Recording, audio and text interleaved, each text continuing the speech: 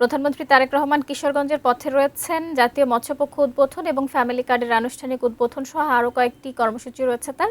এই মুহূর্তে কিশোরগঞ্জের পাকন্দিয়ায় রয়েছেন সহকর্মী মনিরুল ইসলাম মিন্টু। আমরা আবারও যুক্ত হচ্ছি তার সঙ্গে। মিন্টু, আপনি কিছুক্ষণ আগে জানাচ্ছিলেন বিস্তারিত, আরও বিস্তারিত জানাবেন, কি কি তথ্য আছে আপনার কাছে?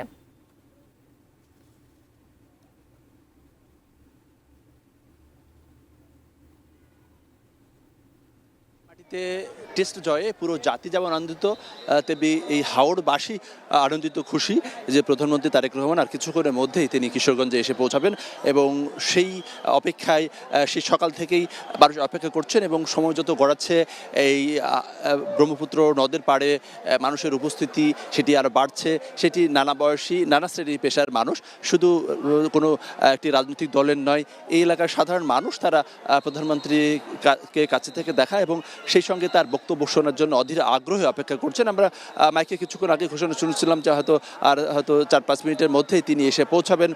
এখানে মঞ্চে উপস্থিত রয়েছেন মৎস্য ও প্রাণী সম্পদ মন্ত্রী, কৃষিমন্ত্রী আমিনুর রশিদ ইয়াসিন, সেই সঙ্গে রয়েছেন মৎস্য প্রাণী সম্পদ প্রতিমন্ত্রী সুলতান সালাউদ্দিন টুকু এবং রয়েছেন মৎস্য ও পাট প্রতিমন্ত্রী শরীফুল ইসলাম।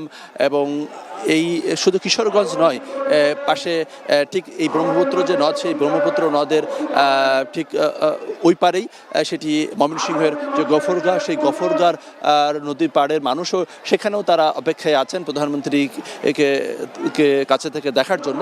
তিনি মূলত এখানে যে মাছের পোনা এই ব্রহ্মপুত্র নদে সেটি অবমুক্ত করবেন এবং এর পাশাপাশি তিনি এখানে সুধী সমাবেশে বক্তব্য রাখবেন। এরপর তিনি যাবেন কটিয়াদি কার্প জাতীয় মাছের একটি হ্যাচারি রয়েছে, সেই হ্যাচারি পরিদর্শন করবেন এবং কটিয়াদিতে যে কথা বলছিলাম যে জাতীয় মৎস্য পক্ষ ঢাকার বাইরে এই প্রথম জাতীয় মৎস্য পক্ষ, সেটি ঢাকার বাইরে আনুষ্ঠানিকভাবে সেই উদ্বোধন করবেন প্রধানমন্ত্রী। এবং এরপরে কিন্তু তার শহরে আরও দুটি কর্মসূচি রয়েছে, সেটি শোলাকিয়া ঐতিহাসিক যে ঈদগাহ ময়দান, সেখানে তিনি বৃক্ষরোপণ কর্মসূচি একটি ব্যতিক্রমী যে আয়োজন, সেই আয়োজনে তিনি অংশ নেবেন।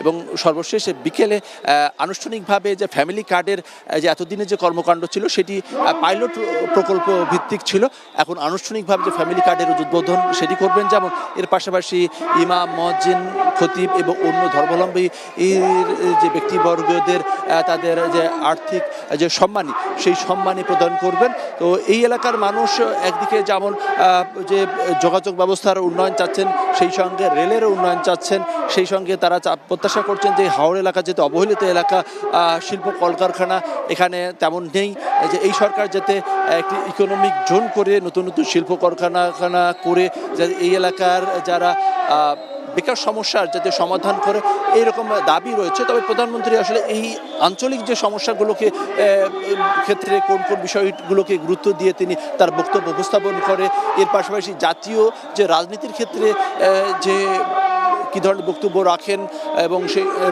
ফ্যামিলি কার্ড, কৃষক কার্ড নিয়ে তিনি প্রতি যে অনুষ্ঠানেই এই বিষয়গুলো নিয়ে তুলে ধরছেন।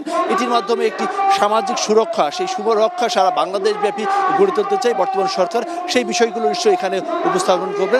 সব কিছু মিলিয়ে বলা যায় যে আর কিছুক্ষণের মধ্যে হয়তো প্রধানমন্ত্রী আসবেন। এরপরে যে ধারাবাহিকভাবে আজকের দিনে যে 5টি কর্মসূচি রয়েছে কিশোরগঞ্জে, এই 5টি কর্মসূচি ধারাবাহিকভাবে সম্পন্ন হবে।